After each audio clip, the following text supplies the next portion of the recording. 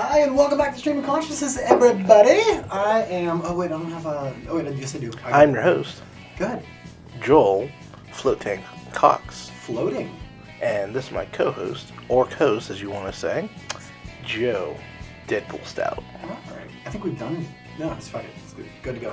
All right, I like it. So, I have like a whole list of.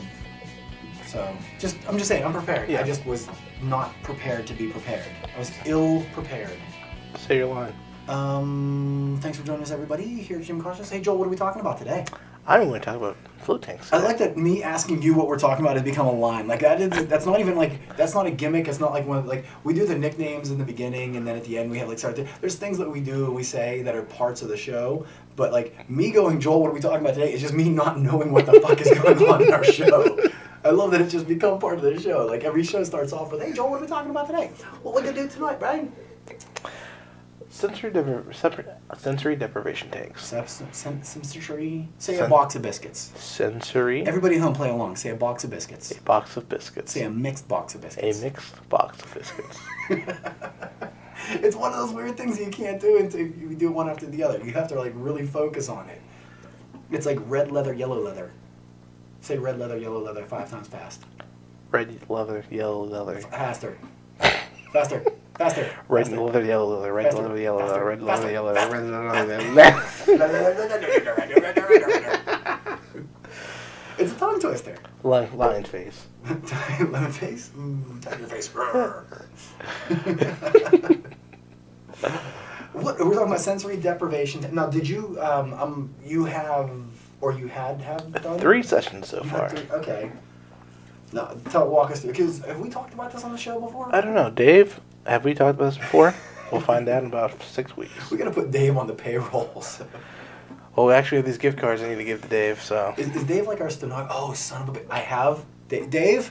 Congratulations on your win on the Fantasy Movie League like 4 months ago. I finally have your book, and I'm going to give it to Joel today. You should have it in 6 or 7 more months whenever he remembers to give it to you. we ran this contest, and then we like totally reneged on the gift. Like, we didn't renege. We just haven't talked about it. Well, we kind of got a little bit behind, so that's we're going to talk about Fantasy Movie League also, but let's talk about Sensory Deprivation Tank. So your 3rd time through, obviously you're enjoying it because Yes. you've done it more than once. So explain the experience because I've never done it. I don't understand it, and to me it just sounds like you're laying in a puddle of water with the microphones over top of your ear. Like, but it's obviously got to be more than that. Like You're close. okay.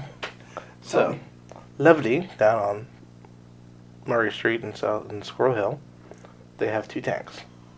They have 2 rooms. So you can book a thing online. You have to schedule an appointment. You can't just walk in because they've got 2 tanks. They're always booked.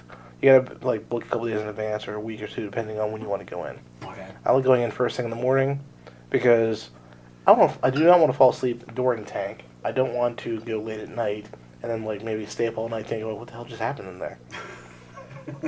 So Who touched me? So you go in. You're greeted by one of the girls that work there. Are they sexy girls? They're okay. The one girls. What if they're watching our show? Now they just heard you say they're okay. Well, I don't want to. Is there any chance they're watching? Have you mentioned that we run a podcast whenever you? Not go in? yet. No. Okay. Well, But don't you tell get them because- okay, girls. You guys are very sexy. Okay, I'm sorry. No, all right. I Anyway, so the apologize. I was following trying to like play it down. I wasn't trying to like objectify them, but now you made me objectify them. Oh, no, that's something I do well. So you go in. They tell you what tank you're in. You know what tank you're in because when you schedule the thing, you select which room. So you go in. Is there like a difference? Is like you're just in a sensory deprivation tank. So does it really matter which room you're in? Not Like, really. Isn't that the purpose of the tank? They're basically mirror images of each other. So one tank faces this way, one tank faces that way. Okay. Here's what I think of when I think of sensory deprivation tanks, though, is Stranger Things. Actually, it's funny because a lot of people think of Stranger Things, the show Fringe, or The show Friends? Fringe. Oh, Fringe. Oh, yeah, that's right. They did that on Fringe. Sure, Fringe was canceled like 2 seasons in Yeah, or something. but they right? also did acid in there, so. Oh, that's... No, okay, so that brings up a whole nother question. As you do your sensory deprivation tank, do you think that's a place where it would be a good place to like do shrooms or do acid or something?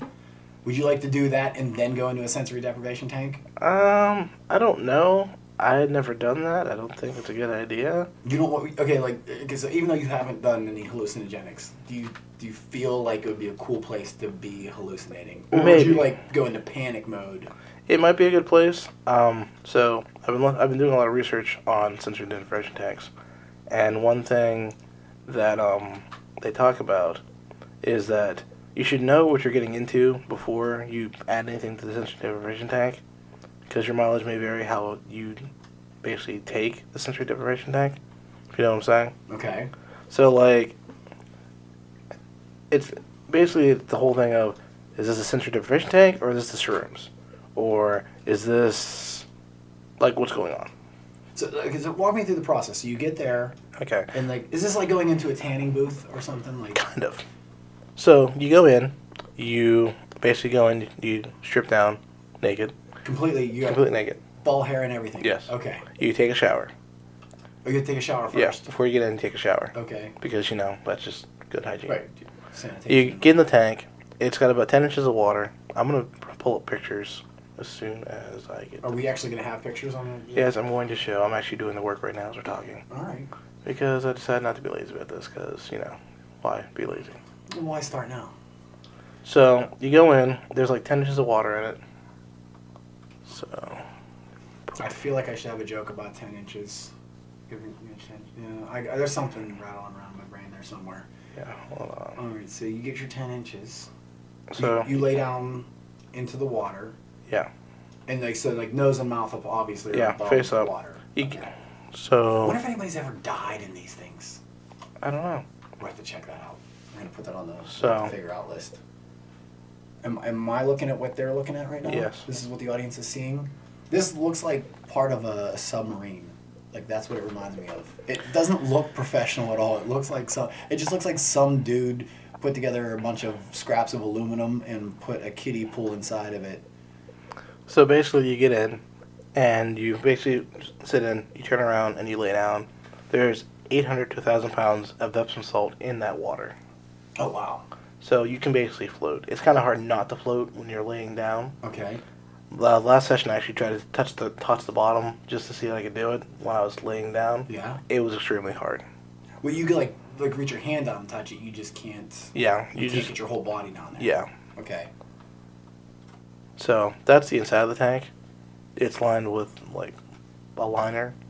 And this water is siphoned in and siphoned out between each sessions. Okay. That's how they purify it. So that way you're not laying in somebody else's bath water. Yeah. Basically. So you get in, and basically, it's funny, the way they put it is that they listen for the shower to go off, and they give you, like, probably 30 seconds to get in the thing and, like, get turned around. Okay. They turn on music, and then Yeah, I was going to ask that too. If you're walking around all butt naked and everything, like, how do they know when to start? they listen for the shower to go off. Okay. So the shower goes off. That you know. How do you know they're not spying on you? Are you giving these girls a show? How good looking are they now, Joel? Anyway, all right, let's assume... Did we listen to our theme music? Fixed. Okay, I swear I heard... Yeah, I did. Okay, was that crazy there? I might have to fix that audio in post. All right, that's fine. Leave it go. Anyway, so all right, so you you get in the get in. shower, you go off, you get in Yeah. into the thing, and then they flood it with water. No, the water's in there already. Okay. So the music starts, so it gives you like 5-10 minutes to get you actuated. Music stops, and then it's just complete silence for like an hour. And that's it. Yep. And that's relaxing? Yeah. Because that sounds to me like... I mean, well, no, you know what? Actually, having You're 4 kids weightless. at home... You're weightless. There's no sound. There's no light. You have headphones on or anything? No. You're just laying in there all by your onesies? Yeah. Just They give chilling you out. wax earplugs to put in, which I highly recommend. Yeah, so you don't get salt water in your ears? Well, then, because when they're actually sloshing around, you hear the sound of the water. Oh, okay. With earplugs in, you don't hear that. So the first time I went in, like, I closed my eyes, did the cold control breathing. Open my eyes. Doesn't matter if you open or close because you're not going to see shit anyway. Right, it's totally pitch dark. black inside. Yeah. You're completely sealed in there. Yep. I wonder how they get... Is there like an oxygen or something? Or how do they get the air in there? How do you not die? Probably those two holes at the top. Those two top bubbles, or two top holes. Okay, all right. So you lay in there and just you let your mind wander or do whatever thing that you're gonna do. So I did the whole control breathing thing. See if I can empty my mind. really was really hard to do the first time. My thoughts just kept running through. Mm-hmm. So I did one last Sunday, and apparently I was really good emptying my mind. I'm just sitting there, I'm like, it's totally quiet in here. I'm not thinking about anything. This is weird. What? No, I was just looking to see because I'm looking at Screen 30 has the deprivation tank, but the audience is looking at something different. Just so that a little insight, we have like 4 screens going on in here. Yeah. So the audience doesn't know how professional grade we are. Like we're not just a couple of okies sitting around a tape recorder here. We've upgraded. We've got microphones and headphones, and we've got multiple screens. Like we're professional grade shit here, Joel. Mm-hmm. We're top notch I'm proud of podcasters myself at this point. Yeah, we're not fucking around. We're doing shit right. So I went back yesterday and I did another float session, and that was kind of weird because like I realized if I like I did the whole I just laid there. I'm like, huh, brain's still empty. So I held my breath. I can hear my heartbeat. Welcome to my world. Not used to that at all. So I also bought a book called like Floating. Hold on, what's the book called? I'll look it up right. Did you read it in the deprivation tank? No, I read it before the censored. I read 75% before the deprivation tank. Come on, Kindle, open. All right, so you got a book on sensory deprivation. The Book of Floating. Yeah. The Book of Floating. So anyway, I actually apparently stopped breathing a couple times because I was just laying there, and all of a sudden I jumped. I'm like, why did I jump? Like, oh, I forgot to breathe. That's how relaxed I was. I forgot to breathe. The doctor says I wouldn't get so many nosebleeds if I would just keep my finger out of there. So, according to this book, one of the things that the sensory deprivation tank does is it activates your right hemisphere more. Because usually, in normal day-to-day basis, your left hemisphere, your brain's usually control. Okay, so the right hemisphere is the side, I believe, that's like more for like creativity, imagination, creativity. Yeah. It's like the side of your brain that does like the dreaming and stuff. Yeah, most people are right-handed. So because they're right-handed, they're dominated by the left hemisphere. Okay. One fun fact is your brain is actually switched. So the right hemisphere controls the left controls the right. Yes, I knew that. So technically, people in the left-handed are in their right minds. Now, are left-handed people more creative then? Yeah. Is that what that means? Tends to be. Because I like to think that I'm super creative and I can't do jack shit with my left hand. It's not really your left hand. It's the fact that more stuff's being processed by the right hemisphere than the left hemisphere. Okay.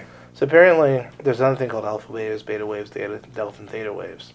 So it's all like different. That's part of your brain waves. Yeah. Okay. So apparently, theta waves are considered the most creative wave. Little did our audience know they're going to get a neuroscience class in the middle of this the has been show. Off and on. Like my random hobbies have all been coming back to like brain stuff, which is kind of funny. Okay. So I remember back in like high school, I read this book on hypnosis, and they basically took the book off me because I don't know, they figured I was gonna do something bad with it. And then like Joel's either gonna get arrested or end up on TED Talk. So. Do you remember the magazine Omni? Omni? Yeah, it was a science magazine the libraries had. Yeah, that's why I don't remember that. Do you remember the magazine Penthouse? I remember that one. So they have I used to steal Hustlers off my older brother's bed. He put them underneath the mattress, but I knew where they were.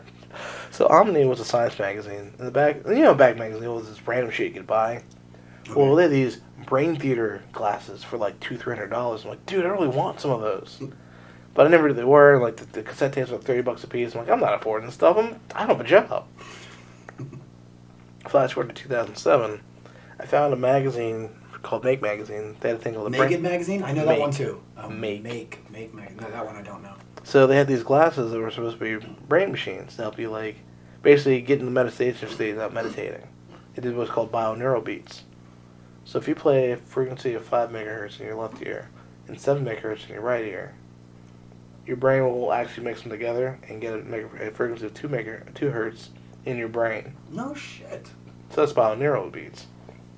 Supposedly you can do stuff with those too, similar to meditation in the float tank. It's amazing how capable our brains are. Like all the stuff that it does. Like all these little things that we just kind of, a lot of people know about. Like something like that. Like I didn't know that, but like you take into, and I think most people know that we all have like a blind spot in our eye. Mm-hmm. There's like one spot in both eyes that just is a blackout spot. It's a tiny little dot that there's some tricks and some stuff you can do to actually find that blind spot. But for the most part, even if you close one eye, you don't see one blind spot because your brain fills in the gaps on that one.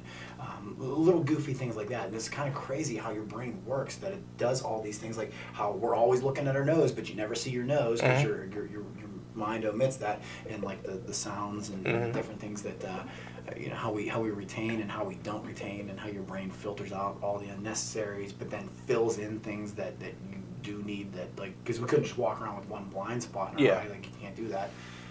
That's kind of wild how that I've never heard that, where you have the two different beats and so like your brain will then turn those two different, like the 5 megahertz and 7 megahertz into what, a 6? 2. Into a 2. Takes the difference. I don't understand that at all. 5 minus 7. No, I know what 5 minus 7. Yeah. 7 minus 5. So their brain interprets it as 2 hertz. Instead of meeting in the middle. Yeah, but basically that's kind of its version of meeting in the middle. Okay. It gets the difference. Yes. Oh, no, wait, this is terrible podcasting. And you can't even mute your oh my god. That's the you took your headphones off for that? I got a big old whiff of that one. That was the loudest thing ever. Sorry, listeners, I'm recovering from a cold. Okay. I'm just breaking up with NyQuil and Vicks today. Oh. We've got stories about NyQuil. Yes, we do. But anyway, so there's all this different stuff, like some people meditate in the tanks. Some people can do problem solving. Like they'll think of a problem, get in the tank, and find a solution when they get out of the tank. By the time they get out of the tank. Okay. So because of all the Epsom salts and the zero gravity feeling, your muscles tend to regenerate faster. So a lot of athletes will actually use float tanks in between training sessions to recoup faster. No kidding. This guy, it's like in Wanted. Remember whenever the salt bath. Yeah, McAvoy lays inside the thing, and like he heals quicker. So obviously that's not what we're saying this thing is. But like I read a story in the book how this woman had arthritis, but every time she got in the tank, her arthritis would like be a lot better. Like when she got out. This is like brining a chicken. Pretty much. Turkey. That's what you basically, you're doing that to yourself. Which okay, so like, do you feel like after you get out of this saltwater bath, do you feel like drier? No. Like you don't feel like dehydrated? Nope. Do you feel wetter? Is that? Well, the first time I got out, so some people when they get out, like the world feels brighter, like. Like because you're in the dark. It's like that's just your body reacting to. Basically, your senses feel sharper because of the lack of sensory input, and now you got all the sensory input. Right. That's like whenever you eat like a donut, and then you take a sip of coffee, and it tastes a little more bitter. Like you taste the bitter of the coffee because you just now had all that sweet and everything. So it's alright. Or like when you eat wings, then you get like hungry for ice cream. Or similar. So like the one thing they talk about is like whenever you're in the float tank, because of all the lack of sensory input, basically when you're walking around in gravity, your body's constantly compensating for pains and whatnot, and like muscles and whatnot. But when you're floating, there's nothing for it to do. It's like, oh, that's less for me to do. It's kind of like whenever you have a day off of work and like, I never noticed that spot on the wall over there. Right. Okay. Yeah. Because you just now you're more aware. You're more open to even your own environment. And again, that goes back to like how I was saying how the brain omits certain things. Like there's when we're part of an environment, your brain just naturally like a dirty spot on the wall. Yeah. You're in that room maybe all day every day, or maybe you spend hours and hours and hours in your living room and you never notice it, and then you go into somebody else's house or somebody comes over to your house and they go, hey, you know that you got paint flaking off there, and you're like, I've lived here for 6 years and I've never seen that kind of thing, like something similar.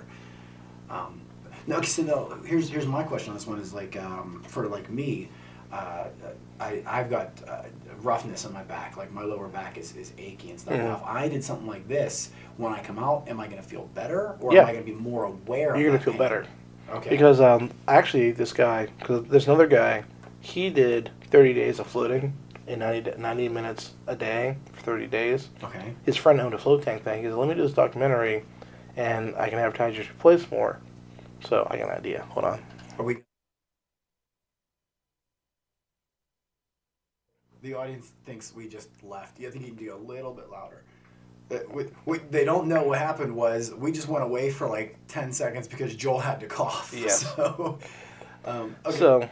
So, he did this documentary, and he interviewed this one woman. Her son apparently had like some kind of really bad cancer.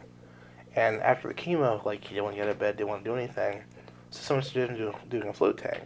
So he did a float tank, and they said that the mornings he'd do the float tank, he'd actually be able to get out of bed and do stuff and actually function like a human being. He didn't feel all sluggish and like, why am I alive? I want to die right now. I mean, that should be in a medical journal right there. Yeah. Okay, so then all right. So for the average person, for the bulk of us who like I don't have access to a float tank. But you do. Well, Do I? Yes, you do. Well, in what sense? Okay, fill me in. What do you say? So, Levity is in Squirrel Hill, Okay. and you can buy a float session from them. Okay. They have a handy dandy app, which I will Levity in Squirrel Hill. Yep. Oh, I want to talk more about it. I'm glad you said that because that brings up a whole nother thing. We got some time. We're good. All right. So, Give me a ballpark idea of how much this is going to cost me. so up front, if you do a session, let's go online and find Say out. I want to go in one time. I just want to see if it's right for me. I want to do it one Let me time. look it up because Oh, we don't have the exact numbers. We don't work for it's Levity, like, and it's like $50, $60 maybe. so let's say like $60 for Yeah. one session, and But it's the cool an thing is- hour-long session, yeah. or an hour and a half. Hour. Oh, The so cool for thing though one- is after you go there, you can buy a session there and you get $10 off for one session. If you buy 2 sessions, it's $89. So you're actually saving $30. Now, could you do like? Do they have like an option to do like say like a month-long thing? Well, the more you buy, the more you save. So you can buy 4 or 5 at a time. So Okay. I need to talk to them see if they can do like an actual month thing where I can go in once a week or something crazy, like more than just 5. Right. Because I'd like to do a lot more often. I don't want to do it every day, but it'd be kind of cool to have the option going almost whenever I want. That's kind of neat. That'd be really awesome, especially like for people that maybe have ailments and. So my aches and right pains shoulder, and stuff. because as my doctor said, of old age, if I move it a certain way, sometimes like it's on fire. So I don't really move my right arm. It's crazy that we are now at the age where if you go, doctor, this hurts, he goes, and that's the whole answer. Like you don't get there's no solution to it. He goes, yeah, you're just. Are you aware of how? We talked about this, and I want to go back to this also. I'm bringing up now so many. I got to keep my mind in the register of all the things I want to talk about now. But we talked about you got checked out your blood pressure. Mm-hmm. We were talking about your blood pressure, and like I went and had my blood pressure done, and I've always had like really good blood pressure. Not always. I've the past several years been taking better care of myself and exercising a lot more, doing a lot of running and such. And so like my blood pressure has been fantastic. Like I'm pretty much I'm 120 over 80, which is exactly where you want to be. And especially at my age, I'm pushing 40 here soon. And for me to have that blood pressure is pretty amazing. And then I went in one time, and I think they screwed up. I think they took my blood pressure wrong because the nurse, Lee, real nice guy, but kind of a dick. And here's why. Because Lee takes my blood pressure, and it's like 136 over 92, or what, I don't remember what the exact numbers were. And I was like, I've always been 120 over 80 because like, well, legitimately, they sometimes have to take it twice because that's the ideal number. And they get that, and they go, that can't be right. And they've done it, and I did it again. So I said, hey, that's a little higher. And he went, yeah, well, how old are you now? And then he, like, walked away. Like, that was it. That was his answer to that. Like, he wasn't, like, waiting for me to respond to him. He was just, like, figure it out. Like, here's your context clues, dumbass. You're old, so your blood pressure's going to go up. And I'm like, no, I have good blood pressure. But, okay, so anyways, let's go back to how has your blood pressure been? Because we've been on Joel Watch. Like, I know this is something I want to do. I told you, I messaged you a while ago. Like you mentioned me, but let's tell the audience how your blood pressure is. I'm going to look it up again because you... We don't need the exact numbers. I don't know what the numbers mean. On a scale of 1 to shitty. It was good. You're doing good on your blood pressure. Yeah. You're still eating healthy? Ish. Okay. When's the last time you had your blood pressure taken? About 4 weeks ago. I had to actually schedule an appointment to get it done, to get... Okay, so about a month ago, you were still doing good. You're on the rise. Are you losing any weight? I pretty much hit a plateau without actually doing So something. no, I'm not losing any weight. Hell, like right now. Are we going out for dinner later? Of course we're going out for dinner later. What I'm saying, though, is... like, I dropped a lot of weight because of the thyroid medicine. So I've hit that, like... I'm, like, 235 right now. I was, like, 250. Good for you. Yeah. That's great. I actually get off my ass and do something now. No, that's awesome. I'm going to attempt weight loss yoga. Weight loss yoga. I want to do hot yoga. Dude. Why not? It is hot and disgusting. No, listen. I have a friend, Vinny, who he did weight loss yoga. Or he did not weight loss. He did hot yoga, and like he swears that it was the best thing that's ever happened to him. He's not like so. Has he ever gotten laid? No. Yes, I'm fairly certain Vinny's gotten laid at least more than once. But 132 or 88. 132 over 80. That's good, Joel. That's not. I mean, like, ideal is 120 over 80, and you're only slightly above that. So 130. And for being 40 years old now, happy birthday. For being 6 40 months years ago. old. Well, 7 months whatever. ago. Close enough. Whatever. Still, Wait. you're a 11 minus quadragenarian 4, now, Joel. 7. Yeah, 7 months And ago. and at that age, that's a really good blood pressure. Mm-hmm. You're doing really good. So that's something to be proud of. Because a lot of people your age are not at that. They're much higher. Although a lot of people in America have this ridiculous high blood pressure. I'd like to see it better. But I think that you've done an amazing thing, especially now you've lost all the weight and you're doing fantastic. One session for $59, two sessions for $99, 3 sessions for $150, 5 sessions for $199. Now the thing is, it's like $10 or $20 cheaper if you actually schedule one. You're there for a float. So, like I said, I got 2. Well, still, so the prices are really good. You consider that you're in there for an hour and all the benefits you're going to get from it, and it's a really cool experience that most people will probably go most of their lives, if not all their lives, with never having this opportunity, never taking this opportunity. Well, a lot of people tell me because I get obsessed with stuff. I start deep diving into stuff, and like next thing you know, it's my obsession. And I get within like 3 days, I got a PhD in it. So when I want to talk, I don't want to do it on this episode just because we'll kind of dig into it a little bit next time. But I think we're both very similar that way, where we once we get a taste of something that we particularly enjoy, we really like just delve ourselves into it. Like we just dive in deep.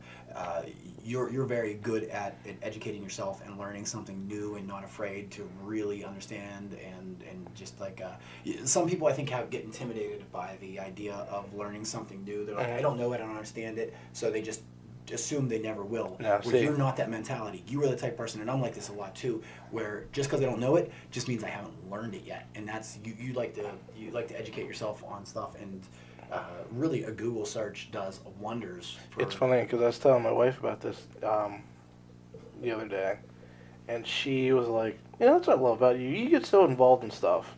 And then she was like, it's kind of weird sometimes, but still cool. But there's a website I was reading. I don't know if you've heard the Myers-Briggs personality tests.